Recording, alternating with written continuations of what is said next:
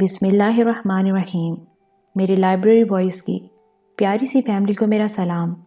Video شروع کرنے سے پہلے آپ سے التماس ہے کہ اس ویڈیو کو لائک کرنا، کمنٹ کرنا اور شیئر کرنا مت بھولیے گا، اور اگر آپ میرے چینل پر نیو ہیں تو چینل کو سبسکرائب بھی کر لیجئے گا اور بیل نوٹیفیکیشن کو آن کر دیجئے گا تاکہ میری آنے والی تمام نیو ویڈیوز کی اپڈیٹس آپ تک بر وقت پہنچ سکیں۔ تو ویورز، آئیے چلتے ہیں ناول بازی کی نیکسٹ ایپیسوڈ کی طرف۔ دوسری صبح میری طبیعت پر اضمحلال طاری تھا۔ مس نادرا، جو اس کوٹھے کی منتظمہ تھی، میرے پاس آئی اور میری کیفیت دیکھ کر کچھ الجھ سی گئی۔ کیا بات ہے؟ میں نے بھاری آواز میں پوچھا۔ وہ جناب، آج میٹنگ کا بندوبست کرنا تھا۔ میرے لیے کوئی خاص ہدایت ہے؟ پلیز مس نادرا، آپ اس سلسلے میں فینی سے رابطہ قائم کریں، میں نے کہا۔ جی بہت بہتر، میں مداخلت کی معافی چاہتی ہوں۔ اس نے گردن جھکائی اور باہر نکل گئی۔ تھوڑی دیر بعد بہروز موجود ہوا۔ اس کی آنکھیں بھی متورم تھیں۔ نئے لباس میں وہ بہت اچھا لگ رہا تھا۔ ویسے بھی دیکھنے دکھانے کے قابل چیز تھا۔ مصری نژاد ہونے کی وجہ سے اس کے چہرے میں ایک انوکھی جاذبیت تھی، اور کوئی سوچ بھی نہیں سکتا تھا کہ وہ لڑکی ہے۔ ایک نوجوان ہونے کی حیثیت سے اس کے لیے بڑے خطرات موجود تھے۔ میں نے خود کو بحال کرنے کی کوشش کی، لیکن بہروز مسکراتے ہوئے گردن ہلانے لگا۔ نہیں جناب، آپ سوئے نہیں، آپ کی آنکھیں بتا رہی ہیں۔ آنکھیں تو تمہاری بھی یہی بتا رہی ہیں، تم کیوں نہیں سوئے؟ کیا میں اتنا ہی بے حس ہوں کہ مجھے آپ کے دکھ کا احساس نہیں ہوتا؟ بہروز نے کہا۔ یار بہروز، عجیب و غریب کیفیت ہوتی ہے ہم انسانوں کی بھی۔ کس قدر بے بس ہیں ہم لوگ کہ خود اپنے احساسات پر بھی قابو نہیں پا سکتے۔ ہاں، میں ایاز کے لیے بہت دیر تک روتا رہا۔ وہ جو کچھ بھی تھا بہروز، اسے فراموش کرنا میرے بس کی بات نہیں ہے، میں نے کہا۔ میں پھر یہی کہوں گا منصور کہ آپ کسی ایک مسئلے میں الجھ کر نہیں رہ سکتے۔ اتنی ذمہ داریاں آپ کے سپرد ہیں کہ آپ خود اپنی ذات کے لیے مخصوص نہیں ہیں۔ چنانچہ میری رائے ہے کہ اپنی انتہائی قوتوں سے کام لے کر خود پر قابو پائیں۔ ٹھیک ہے بہروز، میں اب بالکل ٹھیک ہوں۔ ہاں یہ بتاؤ کہ تمہارا خود اپنا کوئی پروگرام ہے یا نہیں؟ میرا اپنا پروگرام؟ ہاں بھائی، میں چاہتا ہوں کہ تم یہاں بند کر نہ رہو، زندگی میں دلچسپی لو، اپنے لیے تفریحات تلاش کرو۔ مجھے اس میں کوئی اعتراض نہ ہوگا۔ یقین کرو، جن معاملات میں گھرا ہوا ہوں، اس کے بعد اتنا موقع نہیں نکال سکا کہ تمہیں اپنے وطن کی سیر کراؤں۔ گو دل میں تو بہت کچھ تھا بہروز۔ خیر، حالات جب بھی اس کی اجازت دیں گے، میں اسی وقت یہ سب کچھ کر سکوں گا۔ تو اس کی جلدی کیا ہے منصور؟ ویسے ایک بات کہوں، برا تو نہیں مانو گے؟ نہیں نہیں، کہو، میں نے جواب دیا۔ میرا خیال ہے تم بادیان کے بہروز کو بھول گئے اور تم نے اس کی صلاحیتوں کو فراموش کر دیا۔ بھائی میں وہی بہروز ہوں، اور اگر یہاں بھی تم میرے سپرد کچھ کام کرو گے تو میں ان میں پیچھے نہ رہوں گا۔ آزما کر تو دیکھو، اگر میں تمہارے لیے کارآمد ہوں تو ٹھیک ہے، ورنہ مجھے عضو معطل سمجھ لینا۔ تم نے بالکل ٹھیک کہا، لیکن اس سے پہلے ایک شرط ضروری ہے۔ وہ کیا؟ بہروز نے سوال کیا۔ تم میرے وطن سے واقف ہو جاؤ، میرے شہر کو اچھی طرح جان لو۔ ابھی تو نہیں، لیکن جب بھی موقع ملے میں تمہیں اپنے پرانے گھر لے چلوں گا۔ اس شہر کی گلیاں اور سڑکیں دکھاؤں گا، ان تمام چیزوں سے روشناس کراؤں گا جو مجھے بہت پیاری ہیں۔ اس دوران تم یوں کرو کہ کسی ایک شخص کو اپنا ساتھی بنا لو اور خود اس شہر کی آوارہ گردی کرو۔ اس کے چپے چپے سے واقف ہو جاؤ۔ اس سے کم از کم ایک فائدہ ضرور ہوگا کہ جب تم عملی طور پر کچھ کرنے کے لیے آمادہ ہوگے تو یہ شہر تمہارے لیے اجنبی نہیں ہوگا۔ بالکل مناسب بات ہے، لیکن اس کے لیے میں کس کا سہارا لوں؟ یہی سوچ رہا ہوں کہ کون بہتر رہے گا، میں نے کہا۔ سرخاب، وہ مسکرا کر بولا۔ لیکن شاید وہ اس کے لیے تیار نہ ہو کہ تم ہاں، لیکن آپ ایک بات بھول گئے منصور صاحب، بہروز نے مسکراتے ہوئے کہا۔ میں نے فیصلہ کیا تھا کہ ان لوگوں کو میں اپنے بارے میں خود بتا دوں گا اور ہم اپنے ضمیر کا بوجھ ہلکا کریں گے۔ ارے ہاں، ویری گڈ بہروز، تم میرے بہترین مددگار ہو، کم از کم میرے لیے مسائل تو پیدا نہیں کرتے۔ ٹھیک ہے، تو یہاں سے کسی ڈرائیور کو ساتھ لو اور وہاں چلے جاؤ، اور پھر جو مناسب سمجھو کرو، مگر اس سلسلے میں جو شرائط طے ہوئی تھیں ان پر بھی عمل کرنا ضروری ہے، میں نے کہا۔ یہ کوئی کہنے کی بات ہے؟ کیا مجھے آپ کی عزت کا احساس نہیں ہے؟ بھائی ہے، میں بعض اوقات بعض جملے بلا وجہ ہی بول دیتا ہوں، میں نے کہا۔ ہم ناشتے کے کمرے میں پہنچ گئے۔ ناشتے سے فارغ ہونے کے بعد بہروز نے کھڑے ہوتے ہوئے کہا، اچھا تو میں چلتا ہوں، لباس تبدیل کروں گا اور پھر وہاں چلا جاؤں گا۔ آپ اپنی مصروفیات میں مگن رہیں اور میرے سلسلے میں کچھ تردد نہ کریں۔ میں نے آنکھیں بند کر کے گردن ہلا دی۔ در حقیقت میں اب خود کو اس سلسلے کے لیے آمادہ کر رہا تھا کہ وہ کام جو میرے سپرد کیے گئے ہیں انہیں باحسن و خوبی انجام دوں۔ تھوڑی دیر بعد میں نے ایک ملازم کے ذریعے فینی کو طلب کیا اور وہ میرے پاس پہنچ گئی۔ میں اب بالکل پرسکون ہو چکا تھا۔ آؤ فینی، کیا ہو رہا ہے باہر؟ جناب عالی، میٹنگ کی تیاریاں مکمل ہو چکی ہیں، تغلق خان آ چکے ہیں اور باقی افراد 10:30 یا 10:45 بجے تک پہنچ جائیں گے۔ آپ تیار ہو جائیں تو بہتر ہے۔ ٹھیک ہے، میں نے جواب دیا اور اپنے کمرے میں چلا گیا۔ ان لوگوں کے ساتھ مجھے جس طرح پیش آنا تھا میں خود کو اس کے لیے تیار کرنے لگا۔ ایک عمدہ لباس میں نے آئینے کے سامنے اپنا جائزہ لیا اور پھر ٹھیک 11 بجے کانفرنس ہال میں پہنچ گیا، جہاں کے بارے میں مجھے اطلاع مل چکی تھی کہ وہ تمام افراد آ چکے ہیں۔ آنے والے جس شکل و صورت کے مالک ہونے چاہیے تھے ویسے ہی تھے، بھانت بھانت کے چہرے جن میں کوئی نہ کوئی خاص بات موجود تھی۔ تغلق خان وہاں پہلے ہی موجود تھا اور شاید میرے بارے میں ان لوگوں کو ہدایات دے رہا تھا۔ جب میں اندر داخل ہوا تو وہ سب اپنی جگہ سے کھڑے ہو گئے۔ ان کے چہروں پر احترام کے تاثرات تھے۔ تغلق خان نے ان لوگوں سے تعارف کرایا۔ ہمارے آقا، ہمارے مالک پرنس دلاور، اس نے گردن خم کرتے ہوئے کہا۔ میں اپنی اس کرسی پر جا بیٹھا جو میرے لیے مخصوص تھی۔ میں ان لوگوں کے چہروں کا جائزہ لے رہا تھا۔ سارے کے سارے مجھ سے مرعوب نظر آ رہے تھے۔ تغلق خان نے باری باری ان سب کو مجھ سے متعارف کرایا اور پھر میٹنگ کا آغاز کرایا۔ میٹنگ کا آغاز کرتے ہوئے کہنے لگا، پرنس دلاور ہمارے درمیان آ چکے ہیں اور اب ہمیں ان کارروائیوں کا آغاز کر دینا ہے جن کے لیے ہم ایک عرصے سے تیاریاں کر رہے تھے۔ صرف پرنس دلاور کی آمد کا انتظار تھا۔ دوستوں، ہر چند کے پرنس دلاور جس حیثیت کے مالک ہیں، اس میں اس کی گنجائش نہیں ہے کہ پرنس کو دولت کی کوئی طلب ہو، لیکن کام وہی ہوتا ہے جو سربلند رہ کر کیا جائے۔ یہاں اس ملک میں جتنے بھی افراد یہ کاروبار کر رہے ہیں ان کی تعداد تمہیں معلوم ہے۔ اس شہر میں اور دوسرے شہروں میں ایسے بے شمار لوگ ہیں جو کالے دھندے کرتے ہیں۔ اس سلسلے میں خاص طور سے سیٹھ جبار کا نام لوں گا جو اس ملک کا سب سے بڑا اسمگلر ہے۔ لیکن پرنس دلاور کا یہ ریکارڈ رہا ہے کہ وہ جہاں بھی رہے سربلند اور کامران رہے اور ان کے سامنے کوئی دوسرا سر اٹھانے کی جرت نہ کر سکا۔ پرنس دلاور شاہ دل انسان ہے۔ اپنے ساتھیوں کو وہ ہمیشہ فوقیت دیتے ہیں۔ یہاں ان کے بازوؤں کی پہنچ محدود نہیں ہے، بلکہ اگر یہ کہا جائے تو غلط نہ ہوگا کہ یہ سیٹھ جبار سے زیادہ طاقتور ہیں اور اپنے مسائل حل کرنا بخوبی جانتے ہیں۔ میرے کہنے کا مقصد یہ ہے کہ جب بھی پرنس دلاور کے لیے کام کا آغاز کریں تو اپنے ذہنوں سے یہ خوف نکال دیں کہ آپ پر کوئی آنچ آ سکتی ہے۔ البتہ جب اتنے دشمن سامنے ہوتے ہیں تو اس وقت پھرتی چالاکی اور مستعدی ہی زندگی کی علامت ہوتی ہے۔ یہ کام آپ کا اپنا ذاتی ہے۔ ان الفاظ کے بعد میں چاہوں گا کہ ہر شخص پرنس دلاور کو ان تمام چیزوں سے روشناس کرائے جو ان کے لیے ضروری ہیں۔ میں فرینکائٹس سے درخواست کرتا ہوں کہ وہ اپنی کارروائی کے بارے میں بتائے۔ تغلق خان یہ کہہ کر اپنی سیٹ پر بیٹھ گیا۔ فرینکائٹس ایک دیسی عیسائی تھا، چہرے سے بلڈاگ معلوم ہوتا تھا۔ بھاری جبڑوں کی بناوٹ اس کی سخت دلی کی علامت تھی۔ قدرے پستہ قامت تھا۔ اس نے کھڑے ہو کر کہا، سیٹھ اپن سالہ کتے کا مافک ہے، ایک دم کتے کا مافک۔ مالک سے وفا کرتا ہے تو پھر اس پر جان بھی دیتا ہے۔ اپن کے ساتھ 24 آدمی ہے سیٹھ، سارے کے سارے کوئک لوگ ہیں۔ جدھر کو بڑھا دو گے ادھر کو پیٹھ نہیں دکھائیں گا۔ سب کا سب فرسٹ کلاس نشانہ باز اور تیراک ہیں۔ اپن سمندر میں ہر کام کر سکتا ہے، لانچ پر مال لے جا سکتا ہے، لا سکتا ہے۔ کئی بار اپن بحری پولیس کو انگلیوں پر نچایا اور مال نکال کر لایا۔ اپن کسی سے نہیں ڈرتا ہے سیٹھ، اپنا کام کرتا پڑا۔ پر اب تغلق خان ہم کو بولا کہ پرنس دلاور کے لیے کام کرو تو اپن تیار ہو گیا، کیونکہ اپن تغلق خان کا شاگرد ہے۔ اپن آپ کو ایک بات کا یقین دلاتا ہے سیٹھ کہ سمندر میں اپن کبھی مار نہیں کھائے گا۔ کیا مجال ہے کسی سیٹھ جبار کا یا کسی اور سیٹھ کا جو اپن کی آنکھوں میں آنکھیں ڈال کر مال نکال لائے۔ سیٹھ جبار کو اپن اچھی طرح جانتا ہے۔ وہ کئی بار کوشش کیا کہ اپن کو اپنی ٹولی میں شامل کرے، لیکن اپن نہیں مانا۔ تو سیٹھ اپن آپ کا وفادار بن چکا ہے۔ اپن کو ان تمام سمندر کے راستوں کے بارے میں معلومات حاصل ہیں جدھر سے اسمگلنگ کا مال آتا ہے۔ جیسا آپ بولیں گے ویسا ہی کرے گا اور اس میں کوئی غلط کام نہیں کریں گا۔ اس شخص نے کہا اور بیٹھ گیا۔ ٹھیک ہے مسٹر فرینکائٹس، پرنس دلاور سے تم جو کچھ چاہو گے پرنس دلاور تمہیں دے گا۔ اس سلسلے میں تمہیں کبھی مجھ سے شکایت نہیں ہوگی۔ ٹھیک ہے سیٹھ، اپن آپ کی غلامی کا فارم بھرتا پڑا، فرینکائٹس نے کہا۔ پھر دوسرا آدمی کھڑا ہوا۔ اس نے بتایا کہ وہ سمندر میں فولادی ٹینک چلانے کا ماہر ہے اور ضرورت پڑنے پر جہازوں کو بھی غرق کر سکتا ہے۔ اس کے بعد چند دوسرے لوگوں نے بھی اپنا اپنا تعارف کراتے ہوئے بتایا کہ وہ سب عملی لوگ ہیں اور پرنس دلاور کے لیے سب کچھ کرنے پر آمادہ ہیں۔ پھر میں نے ان سب سے کہا، میں تمام لوگوں کا شکر گزار ہوں کہ آپ لوگ میرے لیے کام کرنے پر آمادہ ہو گئے۔ میری ذات سے آپ لوگوں کو کبھی کوئی تکلیف نہیں ہوگی اور میں ہر طرح سے تمہارے معاملات کا خیال رکھوں گا۔ میرا مقصد قانون سے ٹکرانا نہیں ہے، ہر چند کہ ہم لوگ اسمگلنگ کی مارکیٹ کو کنٹرول کریں گے اور اسمگل کیا ہوا مال خریدیں گے اور باہر سے لائیں گے۔ لیکن اس کا مقصد یہ نہیں ہوگا کہ ہم دولت کمائیں، بلکہ ہم یہاں اسمگلنگ کی مارکیٹ ڈاؤن کریں گے اور سیٹھ جبار کو ایسے جھٹکے دیں گے کہ وہ چین بول جائے۔ اس سلسلے میں ہمیں باہر سے بھی دولت حاصل کرنا ہوگی، یعنی ہم لوگ باہر کا لایا ہوا مال اتنا سستا بیچیں گے کہ لوگ تصور بھی نہ کر سکیں۔ لیکن بیرونی ملکوں سے ہمیں دولت حاصل کرنا ہوگی تاکہ ہمارا یہ کاروبار چل سکے۔ اس سلسلے میں آپ لوگوں کی تمام تجاویز کا خیر مقدم کروں گا۔ جو بات بھی آپ میں سے کسی کے ذہن میں ہو مجھے بتا دیں۔ ٹھیک ہے سیٹھ، ایسا ہی ہوگا۔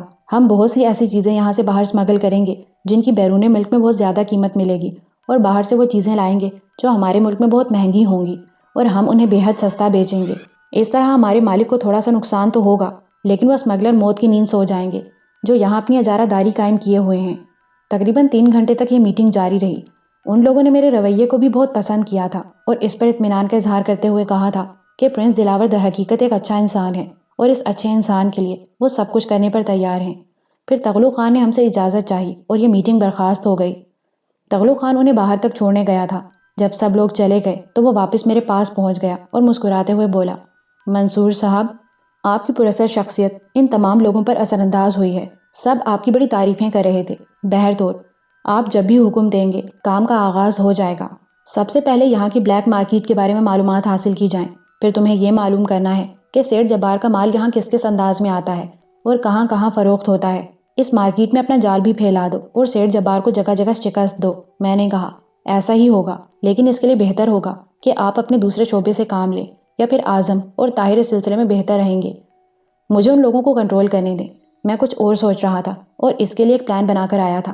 آپ سن لیں، دراصل آج کل چند چیزوں کی ابھی خاصی قیمتیں چڑھی ہوئی ہیں، اور سیٹھ جبار کے 2 گودام ایک ایسے علاقے میں واقع ہیں جو کسی قدر ویران ہی ہے۔ ان گوداموں میں مال بھرا ہوا ہے۔ اگر آپ اجازت دیں تو ہم یہ گودام خالی کر دیں اور چند دن کی خاموشی کے بعد یہ مال مارکیٹ میں پھینک دیں۔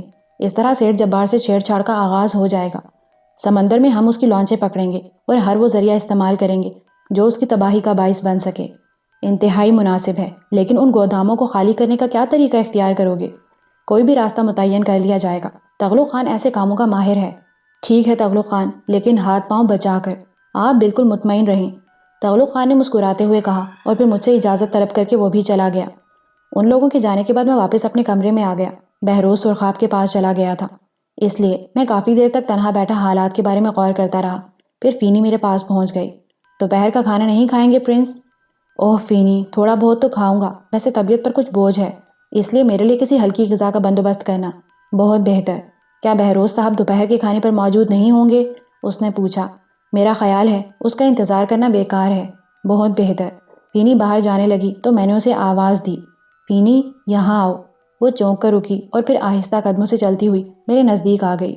میں نے اس دوران مسلسل یہ بات محسوس کی ہے کہ تم نے اچانک اپنی فطرت کو تبدیل کر لیا ہے۔ حالانکہ ابتدا میں جب تم مجھ سے ملی تھیں تو تمہارے اندر سے ایک شوخ لڑکی کا اظہار ہوا تھا، جبکہ بعد میں اس انداز میں نمایاں تبدیلی پیدا ہو گئی۔ میں کوئی بھی بات دل میں رکھنے کا عادی نہیں ہوں۔ پوچھنا چاہتا ہوں کہ کیا میرے رویے سے تمہیں کوئی تکلیف پہنچی ہے؟ اوہ نہیں جناب، آپ نے یہ بات کیوں سوچی؟ پھر تمہارے اس انداز میں تبدیلی کی کیا بنیاد ہے؟ میں نے سوال کیا۔ کوئی خاص بات نہیں مسٹر منصور، دراصل میں نے اپنی شخصیت کو کنٹرول کیا ہے۔ میری فطرت میں بے باکی ہے، اور یہ بے باکی کبھی بھی میری معاون نہیں رہی، بلکہ اس نے مجھے رسوا ہی کیا ہے۔ آپ کی شخصیت اس قدر پرکشش اور دلچسپ ہے، دل چاہتا ہے کہ آپ سے بہت زیادہ بے تکلفی سے ملا جائے، لیکن جناب عالی، اپنا خیال بھی رکھنا ہوتا ہے۔ ہم جس حیثیت کے مالک ہیں، اگر اس سے آگے بڑھے تو نقصان کے علاوہ کچھ نہیں ملے گا۔ ممکن ہے تم نے میری ذات میں کوئی خامی محسوس کی ہو، لیکن میں بے تکلفی کو ناپسند نہیں کرتا۔ بس اپنی اپنی فطرت ہے۔ جہاں میرے لیے احترام کی ضرورت سمجھو احترام کرو، اور جہاں نہ سمجھو وہاں خود کو ریزرو کرنے کی ضرورت نہیں۔ اس کی تمہیں میری طرف سے اجازت ہے، باقی تمہارا اپنا ذاتی مسئلہ ہے۔ تم یہاں جس انداز میں چاہو وقت گزارو، مجھے کوئی اعتراض نہ ہوگا۔ شکریہ جناب، آپ نے یہ الفاظ کہے، آپ نے میری ذات کے بارے میں سوچا، مجھے اس پر فخر ہے۔ بہرطور میں خیال رکھوں گی اور آئندہ آپ کو شکایت کا موقع نہیں دوں گی، فینی نے کہا، اور میں نے گردن ہلا دی۔ وہ چلی گئی تو میں ان لوگوں کے بارے میں سوچنے لگا جن کے ساتھ ابھی خاصا وقت گزار کر آیا تھا۔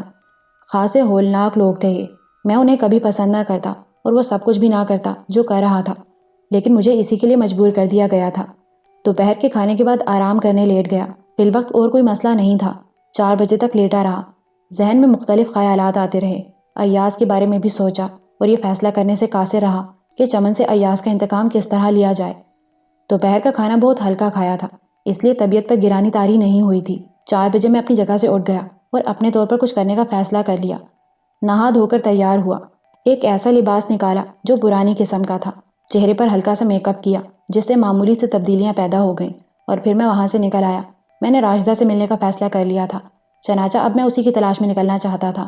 میں نے کوٹھی سے نکلتے ہوئے بھینی کو اس بات کی اطلاع دے دی تھی کہ میں جا رہا ہوں اور رات کو کسی بھی وقت واپس آ جاؤں گا۔ کوٹھی سے نکل کر میں پیدل ہی چلتا رہا۔ قرب و جوار کا ماحول سنسان تھا۔ یوں بھی یہ کوٹھی جس علاقے میں واقع تھی وہاں زیادہ رونق نہیں تھی۔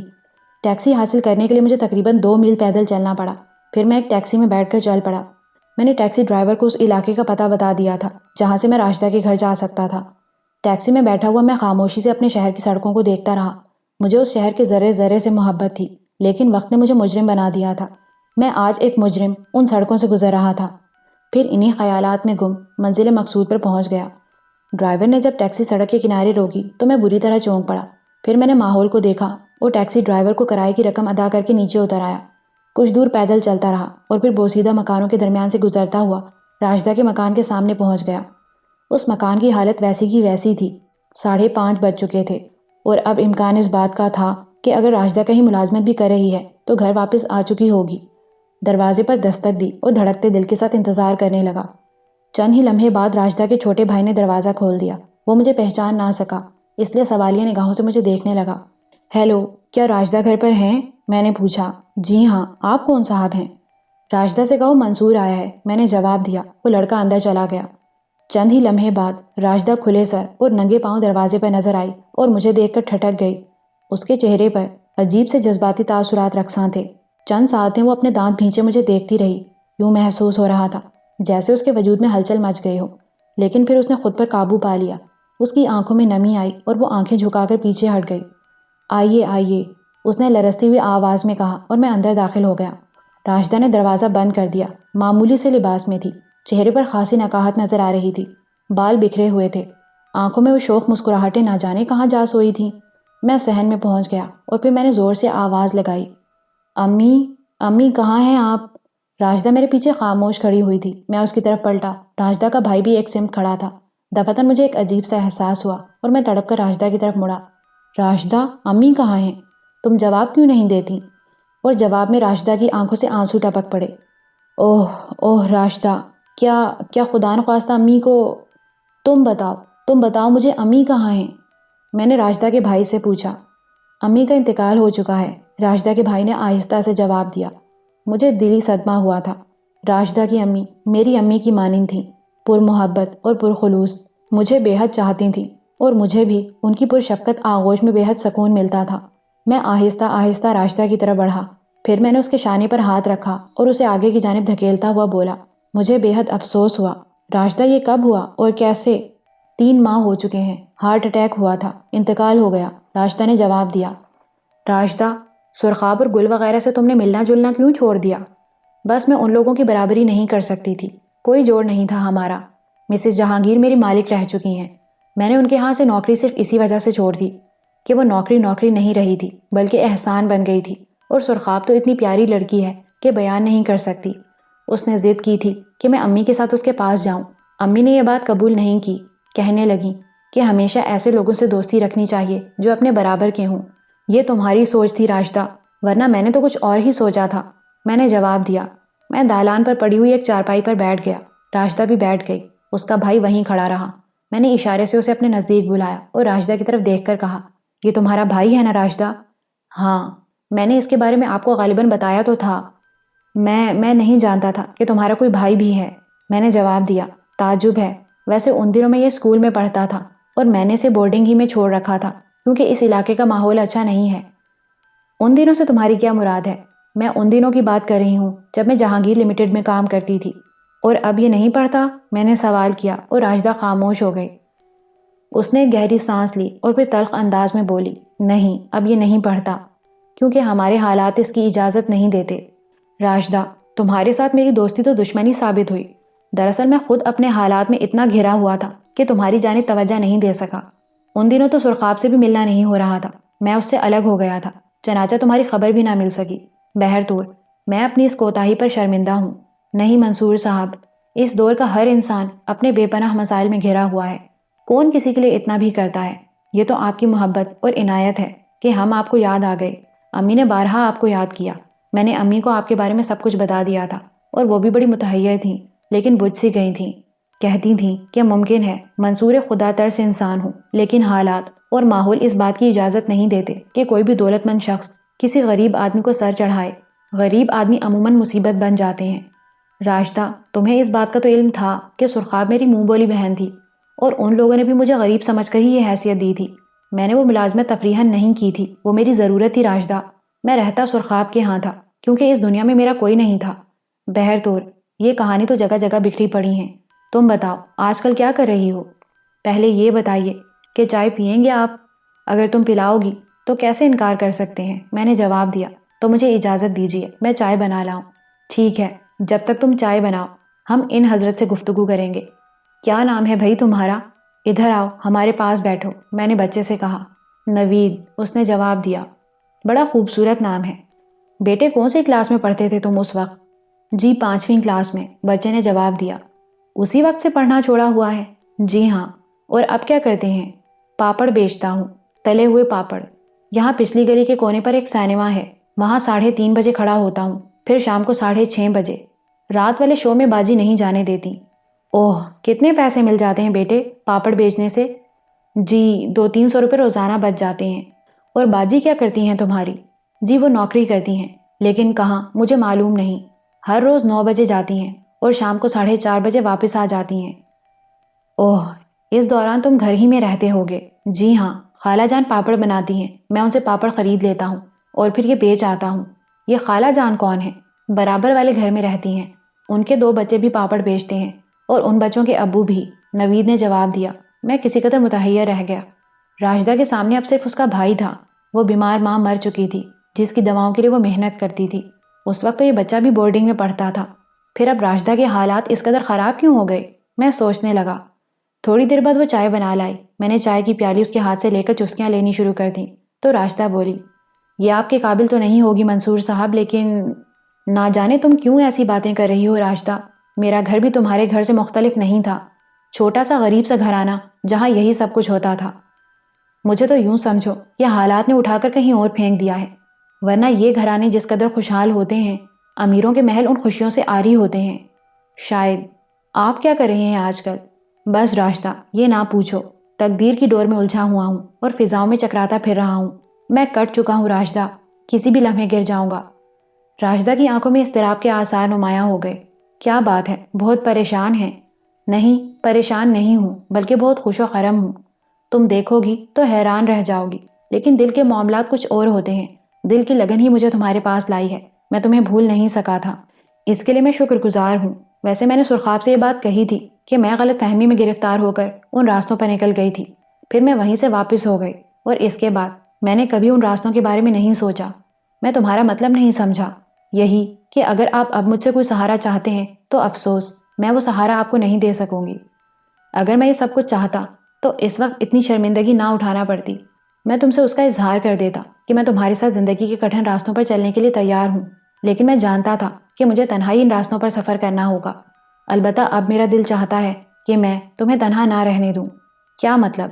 میں تمہارے لیے کچھ کرنا چاہتا ہوں۔ رہنے دیجیے، کہاں کہاں اجڑے لوگوں میں پھنستے پھریں گے، یہاں تو ہر تیسرا گھر میری ہی طرح بے بسی کا شکار ہے۔ آپ ان ساری باتوں کو ذہن سے نکال دیں۔ آپ آئے، بڑی خوشی کی بات ہے، اگر آتے رہیں گے تو مجھے اور خوشی ہوگی۔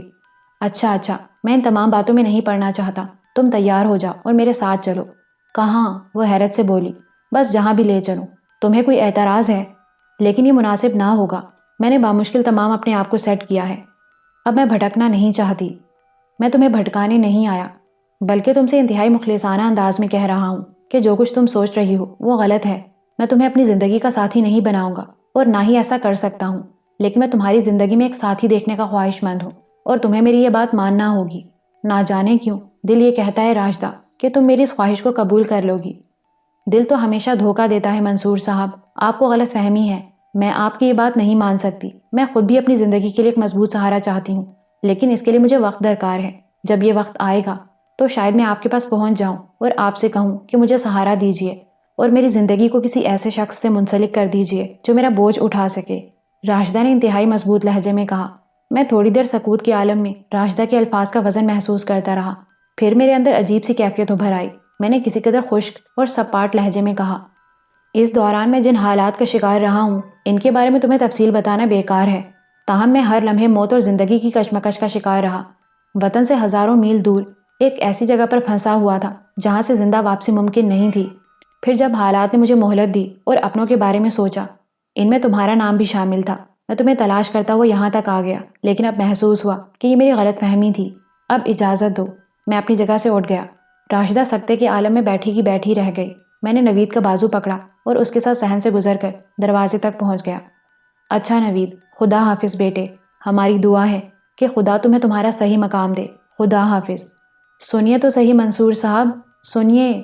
راشدہ کی لرزتی ہوئی آواز ابھری۔ میں نے سپاٹ نگاہوں سے اس کی جانب دیکھا۔ کیا بات ہے راشدہ، کیا کہنا چاہتی ہو؟ ادھر آئیے، آپ کو خدا کا واسطہ، اس نے روحان سے لہجے میں کہا۔ میں چند قدم چل کر صحن کے درمیان پہنچ گیا۔ ہاں کہو۔ میرا خیال ہے ہمارے درمیان اب کوئی گنجائش نہیں رہ گئی۔ میں وعدہ کرتا ہوں کہ پھر کبھی یہاں نہیں آؤں گا۔ مجھے معاف کر دیجئے، خدا کے لیے مجھے معاف کر دیجئے۔ بس میں عجیب سے احساسات کا شکار ہوں۔ جو کچھ کہہ گئی ہوں وہ واقعی مجھے نہیں کہنا چاہیے تھا۔ آئیے بیٹھ جائیں۔ کیا میرے اس فیصلے میں کوئی گنجائش نکالنا چاہتی ہو؟ آپ بیٹھ تو جائیے۔ اس بار راشدہ کا لہجہ بہت زیادہ بدلا ہوا تھا۔ وہ آگے بڑھی اور اس نے میرا بازو پکڑ لیا۔ پھر وہ مجھے کسی قدر گھسیٹتی ہوئی وہاں تک لے گئی جہاں میں تھوڑی دیر قبل بیٹھا تھا۔ بیٹھ جائیے، میں کہتی ہوں بیٹھ جائیے، اس نے ضدی انداز میں کہا۔ میں بیٹھ گیا۔ عجیب بات ہے، تمہارا لہجہ ایک بار پھر بدل گیا۔ بس اب میں فضول بات نہیں سنوں گی۔ واقعی میرا رویہ سخت ہو گیا تھا۔ آپ اس قسم کے آدمی نہیں ہیں جیسی میں نے آپ سے بات کی تھی۔ آپ کو یہ احساس ہو گیا؟ ہاں ہو گیا ہے۔ اب معاف کر دیں، آپ تو بڑے ہی ضدی آدمی ہیں۔ معاف کر دوں گا مگر ایک شرط پر۔ اعتراف کرو کہ تم نے… اب اور کچھ نہ کہیے، صرف یہ بتائیے کہ مجھے کیا کرنا ہے۔ ہمدرد بن کر آئے ہیں تو میرے سارے مسائل سمیٹ لیجئے۔ میرا کوئی نہیں ہے اس دنیا میں۔ جو کچھ کرتی ہوں تنہا ہی کرتی ہوں، جو کچھ سوچتی ہوں تنہا ہی سوچنا پڑتا ہے۔ منصور صاحب، مجھے سہارے چاہیے۔ میں اپنے چھوٹے بھائی کی پرورش کرنا چاہتی ہوں، اسے ایک ایسا انسان بنانا چاہتی ہوں جس کا معاشرے میں کوئی مقام ہو، لیکن میرے چاروں طرف تاریکی ہے۔ میں آج کل بہت گھٹیا سی ملازمت کر رہی ہوں جس میں ہم دونوں جانوروں جیسی زندگی بسر کر رہے ہیں۔ آپ مجھ سے کہتے ہیں کہ میں کسی کا دامن پکڑ لوں؟ کیا دامن پکڑنے والے اتنے ارزاں ہوتے ہیں؟ مل جائے گا کوئی ایسا جو مجھے اپنا لے؟ راشدہ کی آواز بھرا گئی۔ ہاں راشدہ، یہ سب کچھ ہو جائے گا۔ میں تمہاری ذہنی کیفیت سمجھتا ہوں اور تمہاری عزت کرتا ہوں کہ تم عام قسم کی لڑکیوں میں سے نہیں ہو۔ میں اس بات کو خلوص دل سے تسلیم کرتا ہوں کہ تم رومان پسند نہیں ہو اور تم سے وہ چھوٹا سا رابطہ کسی بھی رومان کا نتیجہ نہیں تھا۔ اگر میں اپنے حالات کا شکار نہ ہوتا تو بڑی سچائی کے ساتھ تمہیں اپنی زندگی میں شامل کر لیتا۔ لیکن راشدہ، میری زندگی بارود کا ڈھیر ہے، کسی بھی وقت کوئی ہلکی سی چنگاری سے فنا کر سکتی ہے۔ ممکن ہے آنے والا وقت تمہیں میرے بارے میں سب کچھ بتا دے۔ اس وقت تم یقیناً مجھے بے قصور سمجھو گی۔ راشدہ، میں ایک سچا جذبہ لے کر تمہارے پاس آیا ہوں۔ میں تمہارے لیے کچھ کرنا چاہتا ہوں۔ اٹھو، میرے ساتھ چلو۔ اسی وقت یہ گھر چھوڑ دو۔ جو کچھ میں کہہ رہا ہوں وہ کر لو تاکہ میرا بھرم رہ جائے، میرا مان رہ جائے۔ کہاں لے چلو گے منصور؟ مجھے بتا تو دو۔ میں اتنی ٹوٹی ہوئی ہوں منصور کہ اب میری کیفیت عجیب سی ہو گئی ہے۔ میں نہیں جانتی کہ مجھے کیا ہو گیا ہے، میں کیا ہو گئی ہوں۔ میں یہ بھی نہیں جانتی کہ میرا مستقبل کیا ہوگا۔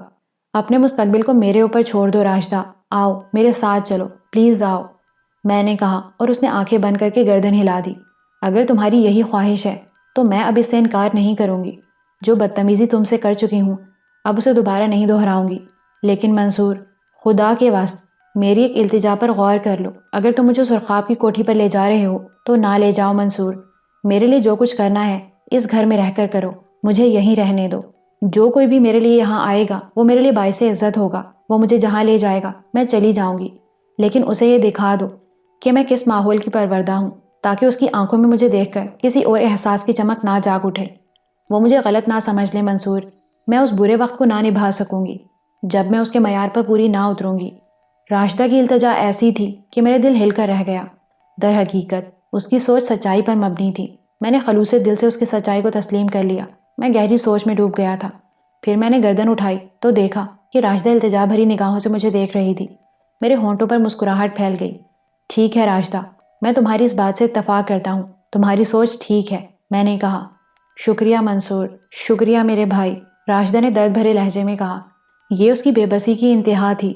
بالآخر اس نے مجھے ایک مقدس رشتہ دے دیا تھا، کیونکہ وہ سمجھ چکی تھی کہ میں اس کے راستوں کا راہی نہیں ہوں اور میری اپنی منزل دھندلکوں میں گم ہے۔ میں اسے عجیب سی نگاہوں سے دیکھتا رہا، پھر آگے بڑھا اور میں نے اس کا سر اپنے سینے سے لگا لیا۔ اب جب کہ تو نے مجھے بھائی کہہ دیا ہے راشدہ، تو بس میرے سامنے کبھی کچھ نہ بولنا۔ جو میرا دل چاہے گا کروں گا۔ لے، یہ رکھ، کل سے ملازمت پر مت جانا، اور ابھی نوید کے بارے میں خود ہی کوئی فیصلہ کروں گا۔ فی الوقت اس کے لیے تمہیں کچھ کرنے کی ضرورت نہیں ہے۔ نوید کچھ نہیں کرے گا، یہ پاپڑ نہیں بیچے گا۔ راشدہ اسے ایک اعلیٰ زندگی دینا ہمارا فرض ہے۔ میں اسے پہلے کی طرح بورڈنگ میں داخل کرا دوں گا، لیکن بس تو میرا انتظار کرنا۔ اور اب تو ایک بھائی کی بہن ہے، اس لیے کسی بھی قسم کے تردد کی ضرورت نہیں۔ اگر تیری آنکھ میں ایک بھی آنسو چمکا تو یقین کر میں تجھے مخلص نہیں سمجھوں گا۔ نہیں منصور بھیا، جن بہنوں کو بھائی مل جاتے ہیں وہ روتی نہیں ہیں، ان کے تو بڑے مان ہو جاتے ہیں۔ راشدہ نے مجھے اپنے سینے میں بھینچ لیا۔ اس کے بدن کا لمس مجھے مقدس محسوس ہو رہا تھا۔ مجھے کتنی بہنیں مل گئی تھیں، کتنے اپنے مل گئے تھے، لیکن وہ آج بھی مجھ سے دور تھے جو در حقیقت میرے اپنے تھے۔ راشدہ نے اس کے بعد میرے کسی عمل سے کوئی تعارض نہیں کیا۔ جو رقم میں نے اسے خرچ کے لیے دی اس نے رکھ لی، اور کافی دیر بعد میں اسے رخصت ہو کر واپس اپنی رہائش گاہ پہنچ گیا۔ بہروز دوسرے دن صبح کو واپس آیا۔ حالانکہ رات کو اس نے مجھے ٹیلی فون کیا تھا اور کہا تھا کہ وہ سرخاب کے پاس ہے اور صبح کو واپس آئے گا۔ دوسرے دن وہ تقریباً 11 بجے میرے پاس پہنچا تھا۔ حسب معمول مردانہ لباس میں تھا اور اس کے ہونٹوں پر ایک معنی خیز مسکراہٹ پھیلی ہوئی تھی۔ کہیے حضرت، کیا گل کھلا آئے؟ میں نے شگفتہ انداز میں پوچھا۔ ان لوگوں نے مجھے آنے نہیں دیا تھا، ورنہ شاید میں رات کو وہاں نہ رکتا۔ کوئی بات نہیں ہے بھائی، ہمیں کیا کرنا تھا آپ کا؟ رک گئے بڑا اچھا کیا، لیکن یہ تو بتاؤ رات کو کس حیثیت سے رکے تھے؟ اپنی اصل حیثیت سے۔ اب نخرے ہو رہے ہیں، یہ نہیں بتاؤ گے کہ کس انداز میں ان پر تم نے اپنا انکشاف کیا؟ بس جھوٹ بولنا تھا، بول دیا۔ میں سرخاب اور لیڈی جہانگیر کے درمیان بیٹھا ہوا تھا۔ مختلف موضوعات پر باتیں ہوتی رہیں۔ وہ مجھ سے آپ کے بارے میں معلومات حاصل کرتی رہیں، مجھ سے میرے بھائی کے بارے میں پوچھا، اور پھر کچھ ایسی گفتگو شروع ہو گئی کہ میں تھوڑا سا افسردہ ہو گیا۔ سرخاب نے بڑی دلجوئی کی میری، اور میں کچھ ایسا بے خود ہوا کہ میں نے اس کے سینے پر سر رکھ دیا۔ کمال ہو گیا، بس یہیں سے حالات بگڑ گئے ہوں گے، میں نے مسکراتے ہوئے کہا۔ ہاں، سرخاب بہت مخلص ہے۔ اس نے بڑی سچائی سے میرے سر پر ہاتھ پھیرا اور کہنے لگی کہ جب تک ہم لوگ حیات ہیں مجھے کوئی فکر نہیں کرنی چاہیے۔ میں تھوڑی دیر تک تو اسی انداز میں بیٹھا رہا، پھر میں نے گل سے مخاطب ہو کر کہا، میں ایک انکشاف کرنا چاہتا ہوں۔ یہ ایک ایسی حقیقت ہے جسے میں ساری دنیا سے چھپائے ہوئے ہوں، یہاں تک کہ منصور سے بھی، لیکن آپ جیسے مخلص لوگوں کے درمیان آ کر مجھے اپنے جرم کا احساس ہو رہا ہے کہ میں نے ایک بات اپنے سینے میں پوشیدہ رکھی ہوئی ہے۔ دونوں حیران ہو گئیں اور مجھ سے پوچھنے لگیں کہ وہ بات کیا ہے۔ تب میں نے انہیں بتایا کہ میں لڑکی ہوں۔ یقین کرو منصور، دیکھنے کے قابل منظر تھا۔ وہ دونوں اس طرح مجھے دیکھ رہی تھیں جیسے انہیں میری دماغی حالت پر شبہ ہو، لیکن بہرطور کسی نہ کسی طرح میں نے انہیں یقین دلا ہی دیا۔ اس کے بعد تو ان پر حیرت کے اتنے شدید دورے پڑے کہ بس انتہا ہی ہو گئی۔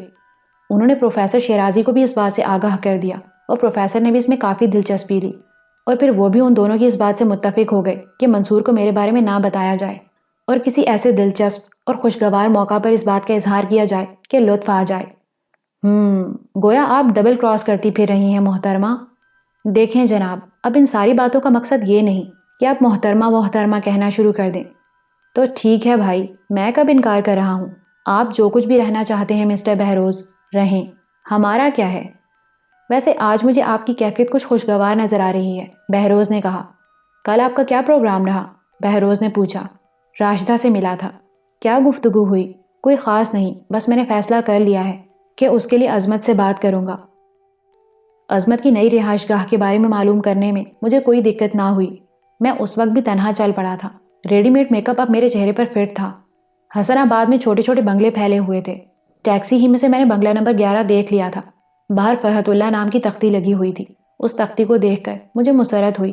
ایک تباہ حال گھرانہ جو مایوسی کے آخری سرے تک پہنچ چکا تھا، اب سکون کی زندگی گزار رہا تھا۔ میں نے بنگلے کے دروازے میں لگے ہوئے کال بیل بٹن پر انگلی رکھ دی اور اندر کہیں گھنٹی کی آواز ابھری تھی۔ پھر پھاٹک کے دوسری طرف سے فرحت اللہ صاحب کا چہرہ نظر آیا۔ سفید شفاف لباس میں ملبوس تھے۔ صحت بہتر ہو گئی تھی۔ دروازے پر پہنچ کر انہوں نے ذیلی کھڑکی کھولی اور سوالیہ انداز میں مجھے دیکھا، لیکن دوسرے لمحے انہوں نے مجھے پہچان لیا۔ ان کی آنکھیں پہلے حیرت سے پھیل گئیں، پھر ان سے مسرت پھوٹ پڑی۔ ارے منصور میاں، وہ بے اختیار بولے، پہچان گئے آپ مجھے؟ بیٹے کیا کہہ رہے ہو؟ پہچاننے کی بات کر رہے ہو؟ فرحت اللہ صاحب آگے بڑھے اور انہوں نے نہایت خلوص سے مجھے سینے سے لگا لیا۔ وہ دیر تک مجھے اسی طرح بھینچے کھڑے رہے۔ فرحت اللہ صاحب مجھے ہاتھ پکڑے اندر لے گئے۔ صفیہ بیٹے، بیگم آؤ بھائی، دیکھو کون آیا ہے۔ وہ مجھے بٹھا کر اندر کی طرف دوڑے۔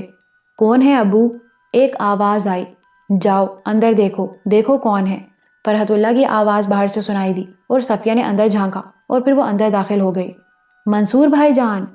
اوہ صفیہ بیٹے، اتنی بڑی ہو گئی ہو، مجھے پہچان گئی؟ میں نے اس کے سر پر ہاتھ پھیرتے ہوئے کہا۔ اپنے بھائی جان کو نہ پہچانتی؟ میں نے تو آپ کی یہ تصویر بنائی ہے، اس نے میٹل پیس پر رکھی ہوئی تصویر کی طرف اشارہ کر کے کہا۔ تم نے؟ میں نے مسکراتے ہوئے پوچھا۔ جی میں پینٹنگ سیکھ رہی ہوں۔ کمال ہے، بلا شبہ کمال ہے، میں نے کہا، اور اسی وقت فرحت اللہ صاحب اپنی بیگم کے ساتھ اندر داخل ہوئے۔ عظمت کی والدہ کو اتنے قریب سے میں نے پہلی بار دیکھا تھا۔ جھجکتی ہوئی سی آئی تھیں، لیکن ان کی آنکھوں سے محبت کے سوتے پھوٹ رہے تھے۔ نیچی نگاہیں کیے وہ میرے نزدیک آئیں اور میرے سر پر ہاتھ رکھتے ہوئے بولیں، خداوند تمہیں دنیا کی تمام خوشیاں نصیب کرے، خدا تمہیں خوش رکھے بیٹے منصور۔ میں پہلی بار تمہارے سامنے آئی ہوں، ممکن ہے میرے رویے میں تمہیں کچھ جھجک سی محسوس ہو، لیکن تم اسے محسوس مت کرنا۔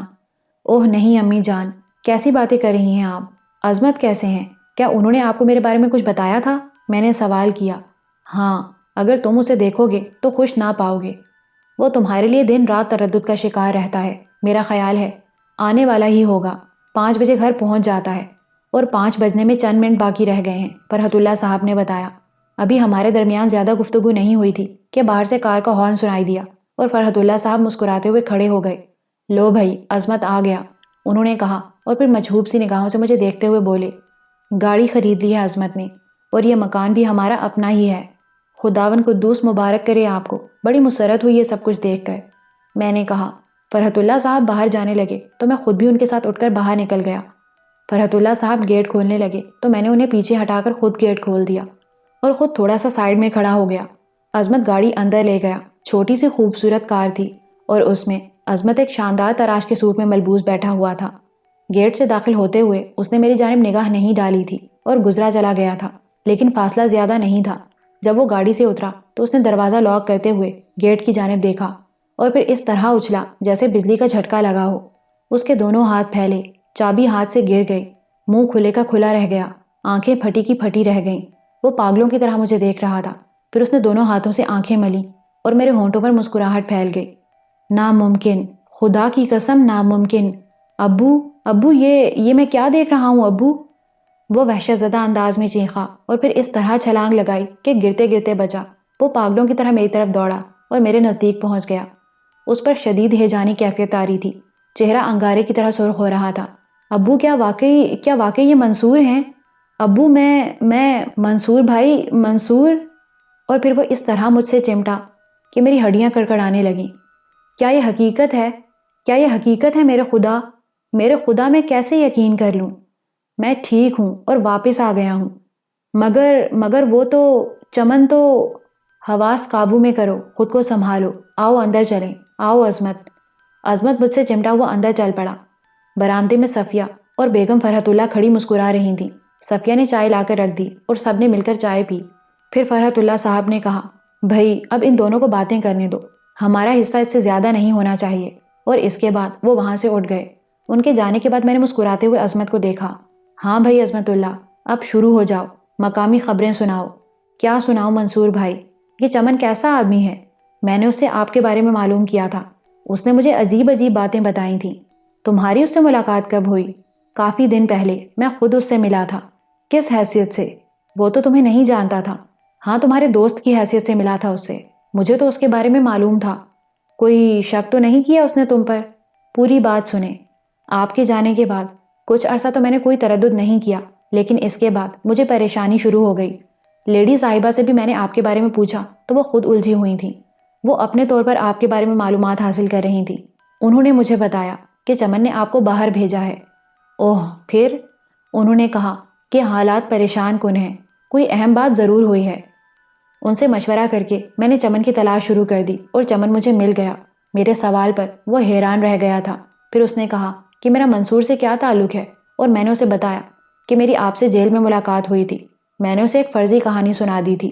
بہرحال اس نے مجھ پر بہت توجہ دی اور مجھ سے میرے بارے میں پوچھتا رہا۔ میں نے اسے بتایا کہ میں باہر سے آیا ہوں اور کسی ہوٹل میں قیام کرنے کا ارادہ ہے۔ چمن نے کہا کہ حالات اس قدر پراسرار ہیں کہ وہ مجھے فوری طور پر اس سلسلے میں کچھ نہیں بتا سکتا، میں اس سے دوسرے دن ملاقات کروں۔ بہرحال میں نے ایک ہوٹل میں قیام کیا۔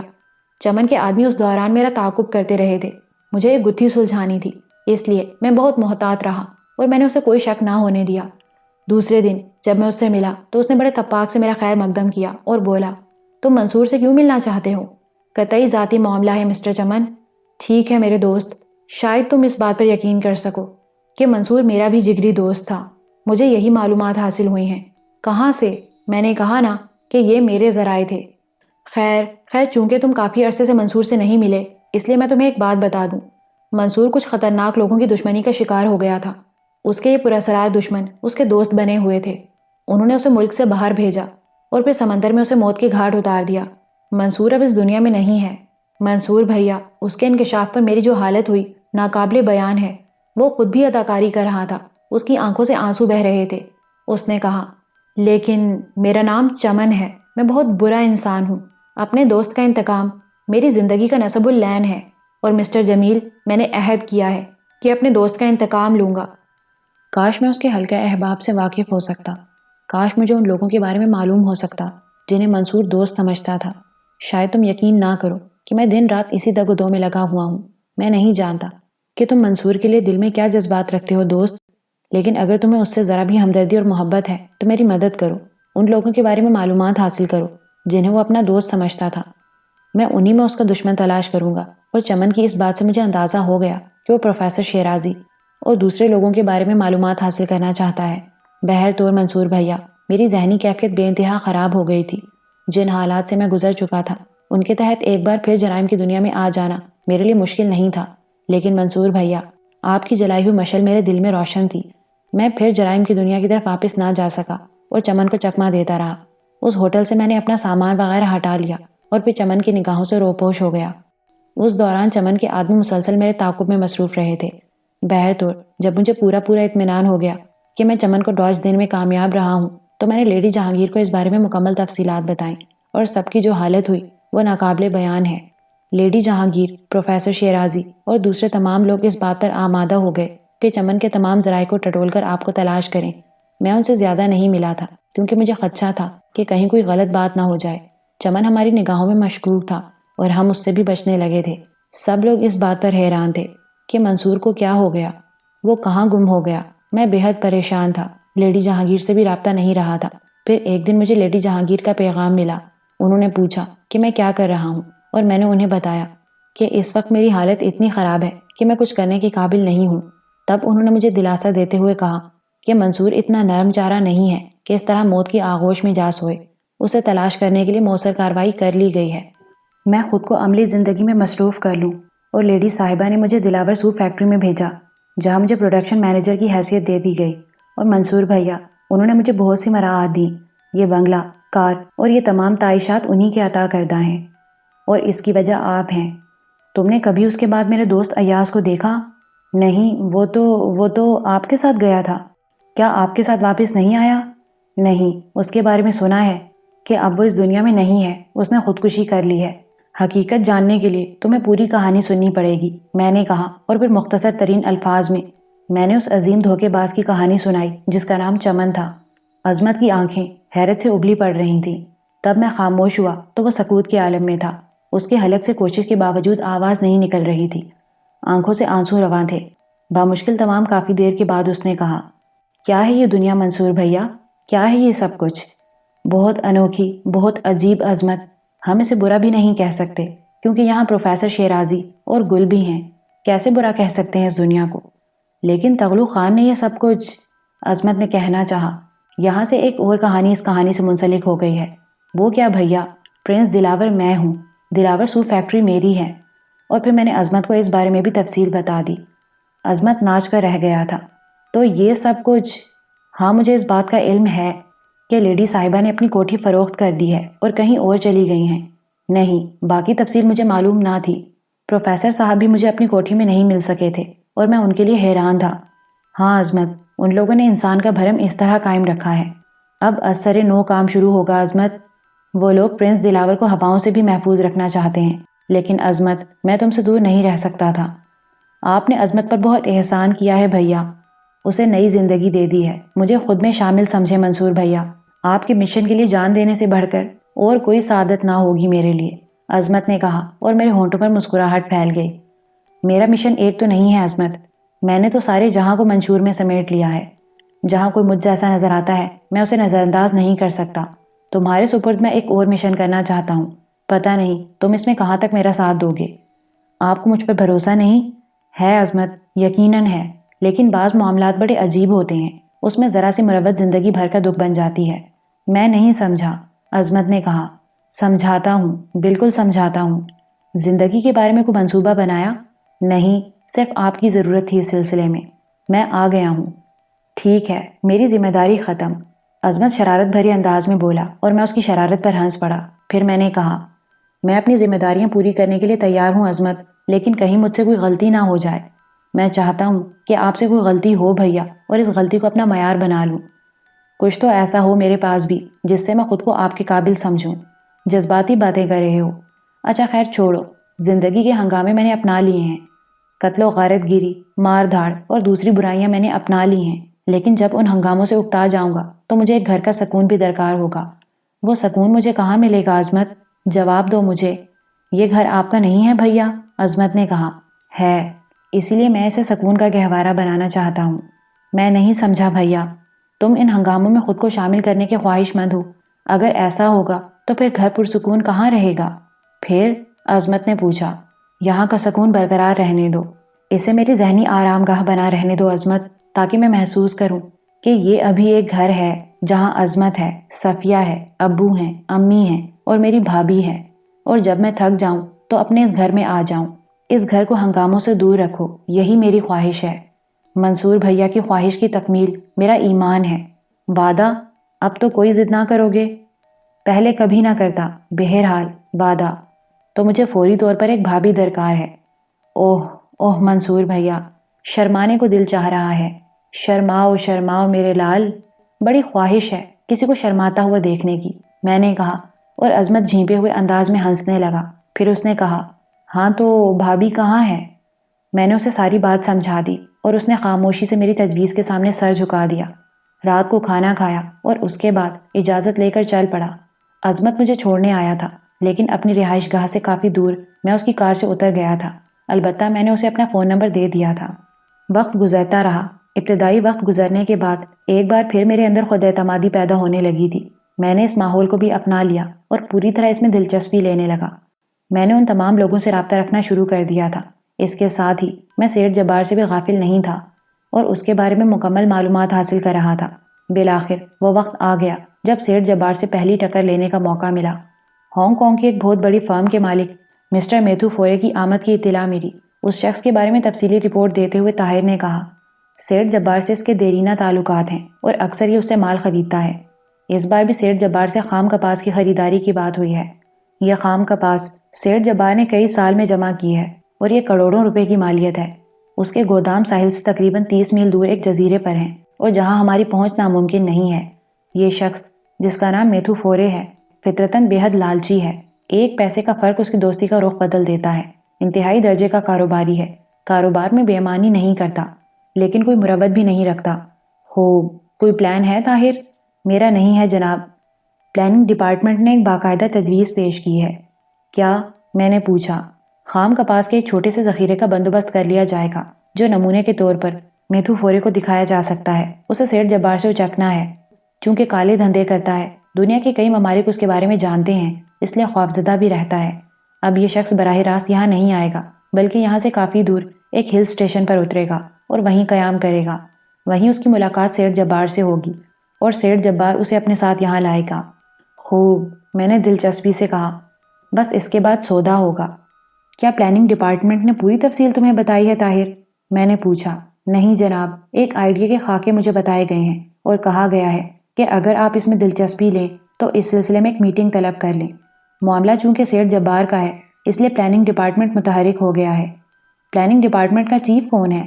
مسٹر عدنان، آپ سے ملاقات ہو چکی ہے۔ شکریہ طاہر، میں مسٹر عدنان سے رابطہ قائم کرنا چاہتا ہوں، میں نے کہا۔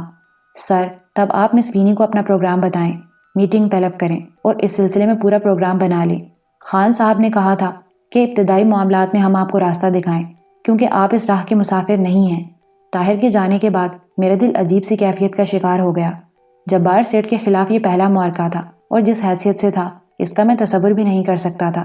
بہرحال مجھے اب بھرپور طور سے اس کے مقابلے پر آنا تھا، اور اس کے لیے خود کو صرف ڈمی ہی نہیں ثابت کرنا تھا بلکہ عملی طور پر کچھ کر کے دکھانا تھا۔ لیکن اس وقت تک کوئی خاص بات نہیں سوچی جا سکتی تھی جب تک عدنان سے گفتگو نہ ہو جائے۔ میں خود کو اس کے لیے تیار کرنے لگا۔ تھوڑی دیر کے بعد میں نے فینی کو طلب کر لیا۔ فینی میرے پاس آ گئی، حسب معمول سنجیدہ تھی۔ پلاننگ ڈپارٹمنٹ کے چیف کو طلب کرو، آج شام 4 بجے میں ان تمام لوگوں سے ملاقات کرنا چاہتا ہوں جو پلاننگ پر کام کرتے ہیں۔ بہتر جناب، لیکن پلاننگ ڈپارٹمنٹ کے کون سے گروپ کو طلب کرنا ہے؟ کیا مطلب؟ گروپ اے وہ ہے جو قانونی عمل کرتا ہے اور گروپ بی انڈر گراؤنڈ ہے۔ گروپ بی کی بات کر رہا ہوں۔ عدنان اس کا چیف ہے؟ جی ہاں، مسٹر عدنان گروپ بی کے چیف ہیں اور مسٹر سہیل انصاری گروپ اے میں کام کرتے ہیں، فینی نے جواب دیا۔ مس فینی، شام کو 4 بجے ان لوگوں کے لیے میٹنگ ارینج کر دی جائے، میں انتظار کروں گا۔ اوکے سر، فینی نے جواب دیا اور پھر یہاں سے چلی گئی۔ شام کو ٹھیک 4 بجے مسٹر عدنان اور ان کے 5 ساتھی میرے پاس پہنچ گئے۔ میں نے کانفرنس ہال میں ان کا خیر مقدم کیا تھا۔ سب لوگ مؤدبانہ انداز میں اپنی اپنی نشستوں پر بیٹھ گئے۔ تب میں نے عدنان کو مخاطب کر کے کہا، طاہر کے ذریعے آپ کا پیغام ملا تھا مسٹر عدنان، میں نے اسی سلسلے میں آپ کو زحمت دی ہے۔ جناب عالی، ہم حاضر ہیں، تفصیل جاننا چاہتا ہوں، میں نے کہا، اور عدنان نے اپنے ساتھ لایا ہوا فائل کھول لیا۔ میتھو فورے ہانگ کانگ کا ایک تاجر ہے۔ بین الاقوامی منڈیوں میں اس کا کاروبار پھیلا ہوا ہے۔ بلیک اور وائٹ دونوں کام کرتا ہے، بلکہ بلیک زیادہ کرتا ہے، وائٹ کم، لیکن ساکھ بحال رکھنے کے لیے اس نے وائٹ میں بھی خاصا سرمایہ لگایا ہوا ہے۔ اس کی وجہ سے وہ ایک نیک نام آدمی کی حیثیت سے مشہور ہے۔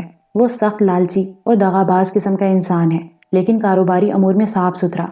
لین دین کے سلسلے میں اسے کبھی غلط نہیں پایا گیا۔ لالچی اس قدر ہے کہ اگر ایک پیسے کا اسے کہیں سے فائدہ نظر آتا ہے تو فوراً رخ بدل لیتا ہے۔ تعلقات وغیرہ کا اس کے ہاں کوئی ذکر نہیں ہے۔ سیٹھ جبار کا کاروباری رفیق ہے۔ اب اگر اس کے تعلقات کو دوستی کہا جا سکتا ہے تو وہ دوست بھی ہے، لیکن چونکہ اس ملک میں سب سے بڑی پارٹی سیٹھ جبار ہے، اس لیے ہمیشہ اسی سے لین دین کرتا ہے۔ لیکن 3 ایسے مرحلے بھی آئے جب چھوٹی چھوٹی پارٹیوں سے رابطہ قائم کیا اور سیٹھ جبار کے سودے کینسل کر دیے، لیکن اس کے بعد یہ پارٹیاں زندہ نہ رہیں اور سیٹھ جبار نے یا تو انہیں فنا کر دیا یا خود میں ضم کر لیا۔ عدنان نے تفصیل بتائی۔ میں نے سامنے رکھی ہوئی نوٹ بک میں چند چیزیں نوٹ کیں، پھر بولا، کاروباری امور میں گفتگو خود کرتا ہے؟ جی ہاں، یہ اس کا اصول ہے۔ اس شخص کے بارے میں اور کوئی خاص بات؟ کوئی نہیں جناب، گھاگ ہے، بزدل ہے، شراب اور عورت کے معاملے میں کبھی غلط کار نہیں پایا گیا۔ گڈ۔ اس کا پروگرام معلوم ہو سکتا ہے؟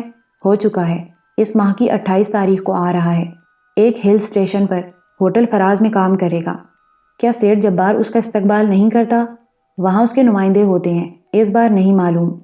کیا اس سلسلے میں کوئی پروگرام ہے تمہارے پاس؟ خام کپاس کا ایک عظیم الشان ذخیرہ جزیرہ ملبوروک میں موجود ہے۔ ملبوروک ساحل سے 30 میل دور سیٹھ جبار کی ملکیت ہے۔ دلدلی جزیرہ ہے اور وہاں زیادہ تعمیرات نہیں ہو سکتی کیونکہ زمین صاف نہیں ہے۔ سیٹھ جبار نے وہاں گودام بنائے ہوئے ہیں اور اس وقت ان گوداموں میں صرف کپاس بھری ہوئی ہے۔ سیٹھ جبار کے تقریباً 10 آدمی ان گوداموں کی حفاظت پر مامور رہتے ہیں اور سیٹھ جبار کو اس سلسلے میں کوئی خاص تشویش نہیں ہے۔ آج تک اسے ان گوداموں سے کوئی خطرہ محسوس نہیں ہوا ہے۔ Very good. اس سے آگے مسٹر عدنان، عمدہ قسم کی کپاس کا تھوڑا سا ذخیرہ مہیا کیا جا سکتا ہے جو مسٹر فورے کو نمونے کے طور پر دکھایا جا سکتا ہے، اور وہ کپاس جو سیٹھ جبار کے گوداموں میں موجود ہے ہماری دسترس سے دور نہیں ہوگی۔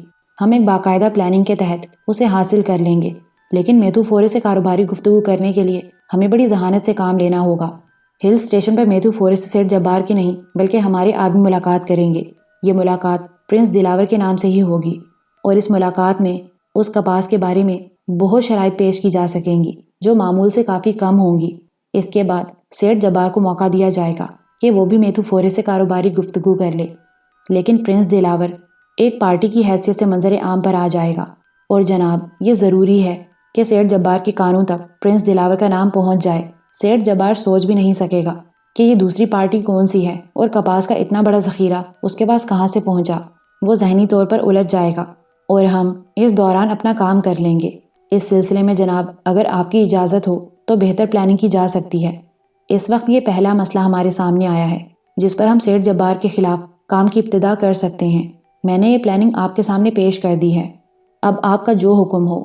عدنان نے کہا، میں اس پروگرام سے پوری طرح متفق ہوں مسٹر عدنان، لیکن کیا یہ ممکن نہیں کہ ہمارا کوئی آدمی ہانگ کانگ سے اس وقت میتھو فورے کے ساتھ چلے جب وہ وہاں سے روانہ ہو اور حالات پر پوری نگاہ رکھے تاکہ ہمیں رپورٹ ملتی رہے۔ اس کا انتظام کیا جا سکتا ہے، عدنان نے کہا۔ تو پھر یہ کام سب سے پہلے کر لو، لیکن آخری کام میرے خیال میں سب سے مشکل ہے، یعنی ان گوداموں کو خالی کرنا۔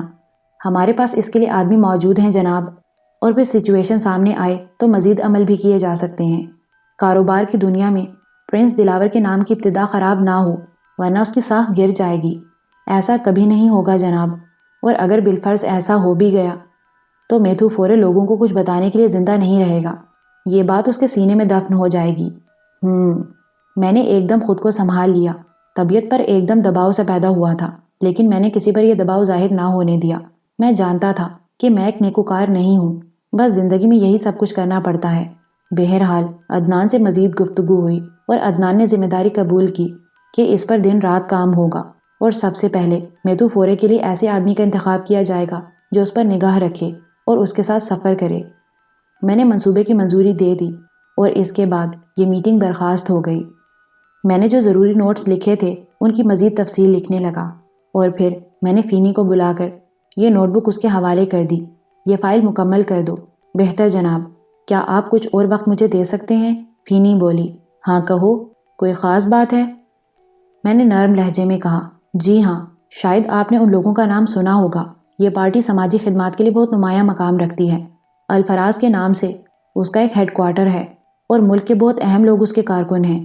اکثر یہ بڑے بڑے کام کرتی رہتی ہے۔ پورے ملک میں اس کے 20 ہسپتال ہیں اور بہت سے دوسرے ادارے بھی ہیں۔ پارٹی کے سربراہ مولوی احمد سلیم نے پرنس دلاور سے ملاقات کے لیے وقت مانگا ہے۔ میں نے احمد سلیم صاحب سے کہا ہے کہ پرنس دلاور سے گفتگو کرنے کے بعد اس سلسلے میں جواب دیا جائے گا، فینی نے کہا، اور میں گردن ہلانے لگا۔ لیکن یہ پتہ نہیں چل سکا فینی کہ یہ سلیم صاحب مجھ سے کیوں ملنا چاہتے ہیں۔ غالباً یہاں سے تقریباً 60 میل دور ایک چھوٹی سی نواحی بستی میں ایک ہسپتال کا معاملہ چل رہا ہے۔ احمد سلیم صاحب کے ایک بیان سے میں نے یہ نتیجہ اخذ کیا تھا جو انہوں نے ایک اخبار کو دیا تھا۔ اس بیان میں انہوں نے کہا تھا کہ ملک میں ایسے اہم لوگ موجود ہیں جو اگر اس ہسپتال کی تعمیر میں دلچسپی لیں تو اس ہسپتال کی تعمیر چند ماہ میں مکمل ہو جائے۔ یہ ہسپتال اس علاقے کے لوگوں کے لیے بہت ضروری ہے۔ پھر اس بیان کے جواب میں حکومت کے کچھ عہدیداران کے بیانات بھی شائع ہوئے تھے، جس میں حکومت نے یہی کہا تھا کہ الفراز ملک کی خدمت کے لیے جو کچھ کر رہی ہے در حقیقت اس کی مثال مشکل ہے۔ چنانچہ ملک کے صاحب اقتدار لوگوں کو الفراز کی اس پکار پر لبیک کہنا چاہیے۔ یہ بیانات چند روز قبل ہی اخبارات میں شامل ہوئے ہیں۔ مولوی احمد سلیم کے ہم سے رجوع کرنے کی وجہ شاید اس کے علاوہ اور کوئی نہیں ہو سکتی، ہر چند کہ انہوں نے اس سلسلے میں ہمیں تفصیل نہیں بتائی ہے۔ حکومت کی نگاہوں میں یہ جماعت اہمیت رکھتی ہے؟ بہت زیادہ جناب، اور اس کا ریکارڈ بھی بہت اچھا ہے۔ ان کا اپنا اخبار بھی ہے۔ ٹھیک ہے فینی، مولوی احمد سلیم سے کہو کہ وہ فون پر مجھ سے بات کر سکتے ہیں۔ آپ انہیں ملاقات کا وقت نہیں دیں گے؟ ابھی یہ مناسب نہیں فینی۔ بہت بہتر جناب۔ فون کے لیے کون سا وقت دوں؟ رات کو 8 بجے۔ بہتر، فینی نے جواب دیا۔ رات کو 8 بجے میں نے مولوی سلیم احمد کا فون ریسیو کیا۔ سلام دعا کے بعد مولوی صاحب بولے، شہزادہ صاحب، بڑی انوکھی بات ہے کہ آپ ملک کی ممتاز ترین شخصیت ہونے کے باوجود عوام سے دور رہتے ہیں۔ اس کی کوئی خاص وجہ؟ میں عوام سے دور تو نہیں ہوں۔ مولوی صاحب اگر عوام سے دور ہوتا تو ان کی آواز میرے کانوں تک نہ آتی۔ پھر انہوں نے ہسپتال کی تفصیلات بتاتے ہوئے پوچھا، ہمیں آپ کی طرف سے کیا مل سکے گا؟ براہ کرم ہمیں بتا دیں تاکہ ہم اس حساب سے اپنی پلاننگ کر سکیں۔ آپ اس سلسلے میں اور کس سے مل چکے ہیں مولوی احمد سلیم صاحب؟ ابھی تک کسی سے نہیں، ابتدا آپ سے کی ہے، مولوی احمد سلیم نے جواب دیا۔ کون کون لوگ آپ کی لسٹ پر ہیں؟ بس چند اہم نام ہیں جو اسی سلسلے میں ہماری امداد کرتے رہتے ہیں، جیسے سیٹھ عبدالجبار، سیٹھ قدرت اللہ، سیٹھ روشن علی کروری والا۔ اس قسم کے چند افراد ہیں جو یقیناً ہمارے اس منصوبے کی تکمیل میں مددگار ثابت ہو سکتے ہیں۔ ٹھیک ہے، مجھے اس اسپتال کے مکمل اخراجات بتائیے۔ بہت عظیم منصوبہ بنایا ہے ہم نے۔ ہمارے اپنے خیال میں تقریباً 50 سے لے کر 80 لاکھ تک اس پر خرچ ہو سکتے ہیں۔ آپ یہ فرما دیں کہ آپ ہماری کس حد تک اعانت کر سکتے ہیں۔ زمین خرید لیں مولوی احمد سلیم صاحب، میں 80 لاکھ روپے آپ کی خدمت میں پیش کر دوں گا۔